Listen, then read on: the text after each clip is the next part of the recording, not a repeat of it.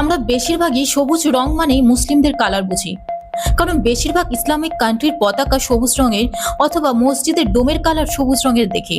কিন্তু যদি বলি এই সবুজ রং মুসলিমদের রঙই নয়, অথবা যদি বলি মুসলিমদের ধর্মীয় নির্দিষ্ট কোনো রঙই নেই, এই সবুজ রঙের প্রথা প্রচলন হয় 200 বছরেরও কম সময় ধরে।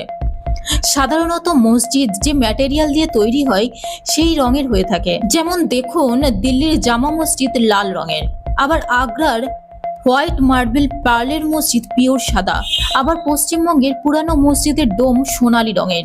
এমনকি মদিনার প্রফেটস মসজিদের ডোমটি সাদা রঙের পেইন্ট করা হয়েছিল, পরে সেটা নীলে কনভার্ট করা হয়েছিল বটেই। তবে সবুজ রংটি এলো কবে এবং কিভাবে? এটা এসেছে 1837 সালে তুর্কির উসমানিয়া সাম্রাজ্যের সুলতান দ্বিতীয় মামুদের আমলে। ইংরাজিতে যে সাম্রাজ্যকে বলা হয় অটোমান এম্পায়ার। এখন এই সবুজ রংটি মুসলিমদের আধ্যাত্মিকতার রং হিসেবে চিহ্নিত করা হয়। এটি প্যারাডাইস, নেচার, লাইফ, রিনিউয়ালের প্রতীক হিসেবে বিবেচিত হয় যখন মদিনার এই ডোমের কালারটি সবুজ রঙে রঞ্জিত করা হয়েছিল। তখন সকলের দৃষ্টি আকর্ষণ করেছিল তো বটেই, এবং সেই সময় কালার প্রিন্টিং এর প্রচলন এবং ছড়ানো শুরু হয়।